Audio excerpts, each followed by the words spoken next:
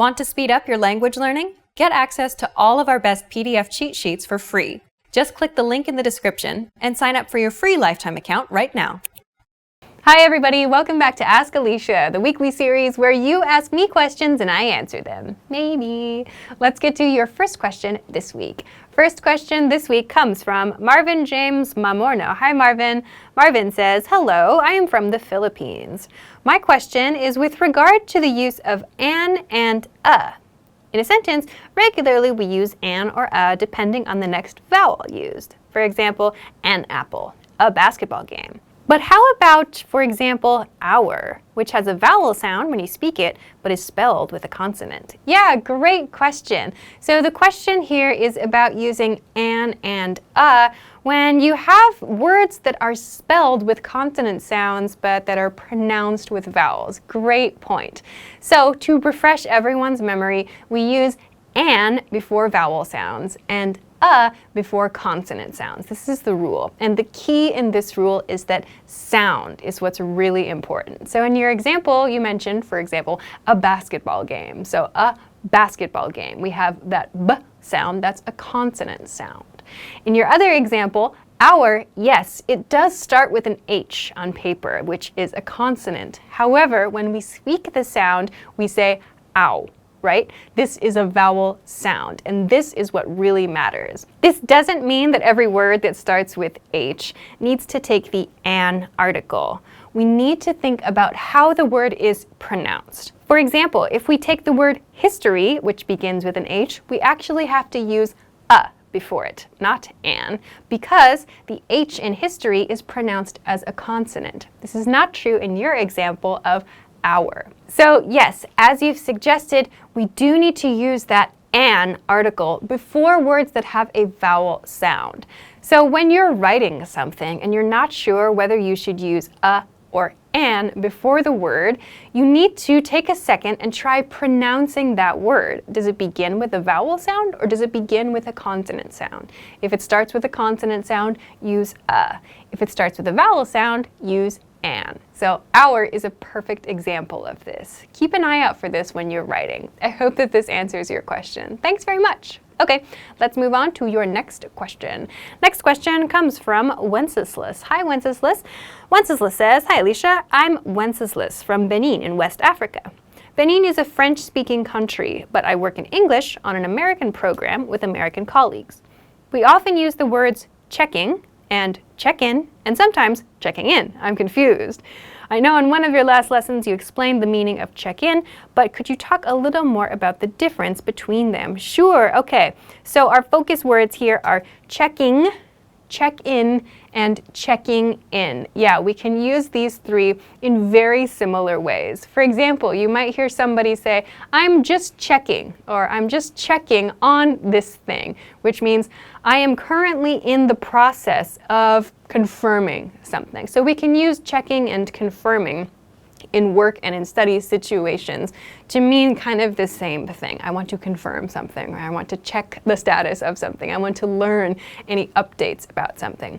So we can use checking to do that. So you might get a message from someone that says, just checking this thing, or just checking on this thing, which means I would like to get an update about this thing. You also mentioned check in. To check in also means to get an update. You can think of this as a set phrase, a phrasal verb. To check in means, in this case, to get an update about something. So I want to check in about this topic. I want to check in with you. So we typically follow check in with to mean a person. I want to check in with you. I want to check in with him. I want to check in with the project manager. Or we use check in with about. For example, I want to check in about the project status, or I want to check in about this or that.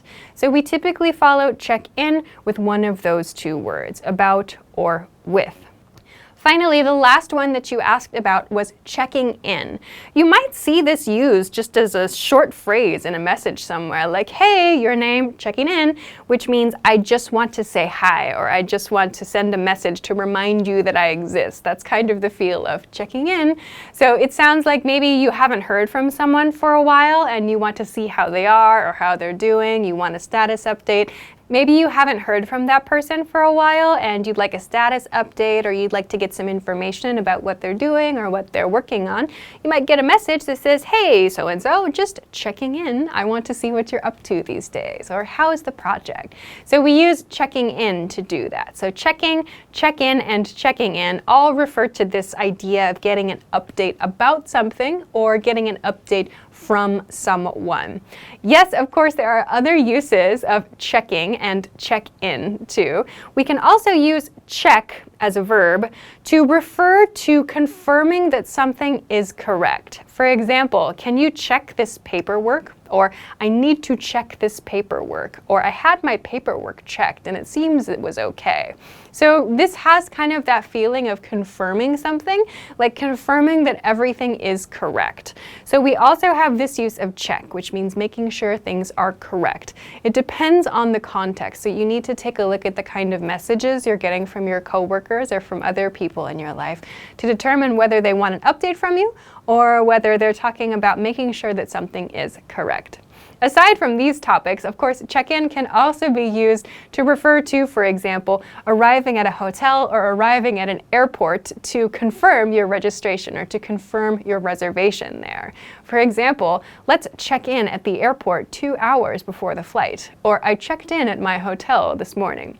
So these words do have lots of different uses, as you can see, but depending on the context, you can quickly understand which one, hopefully, your coworkers or the other people in your life are talking about. So I hope that this helps clarify some of the differences between check, check-in, and so on. I'll talk about one more use of check that might be kind of surprising. We use check as a noun. It means a form of payment where someone can write an amount on a piece of paper and give it to another person as payment for something, or as a gift as well. This is called a check. So this is a noun. We don't say, "I'm checking you," or something like that. We can use this as a noun only. As a verb phrase, we say, "I'm going to write a check for something." So this is perhaps a very American form of payment, something that's used in the US to pay for things, like to pay for rent perhaps, or to provide someone with a lot of money if they need to make a big purchase. So this is another type of check that is used in American English, and this might not be available in your country, or it might not be something that's used a lot in your country, but this is a very common type of payment in the USA. So you might not run into this word so much, but in case you do, that's what it means. So I hope that this answer covers a lot of different uses of check in verb and noun forms. Thanks very much for sending along an interesting question, and good luck with your work. Okay, let's go on to your next question. Next question comes from Margiano. Hello, Margiano. I hope I said your name right. Margiano says, "Hi, Alicia. When do we use no and when do we use not?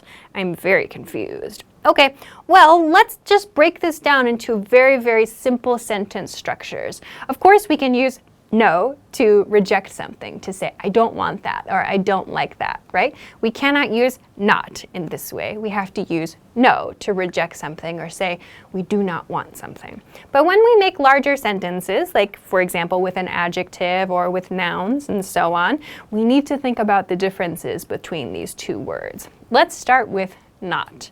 We use not with adjectives. For example, we could make a sentence like, "I am happy," right? Or "I am sad." To make this sentence negative, we use not before the adjective. For example, "I am not happy," or "I am not sad." We cannot use no in this way. That would become, "I am no happy," or "I am no sad." This is completely incorrect. We cannot use no in this way. So we use not before adjectives to make them negative. We also use not with verbs. For example, "He eats dinner every day." Okay, great. But if we want to make that a negative sentence, we would say, "He does not eat dinner every day." We use not along with verbs to make the verb negative. We cannot use no in this way. For example, "He does no eat dinner" is incorrect. So we use not with adjectives and with verbs to make them negative. When we use no, we use it typically with nouns when we want to talk about how much of something we have. We use this when we want to talk about having zero of something. For example, if I want to express that I have cookies in my house, I would say, I have cookies in my house, right?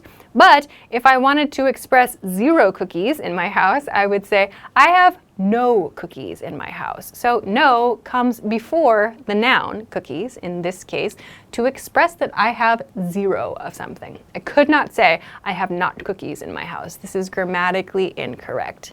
Another example of this might be, I have time. Like, I have time for my projects, or I have time for my hobbies. If I want to express I have 0 time, I would use no before time.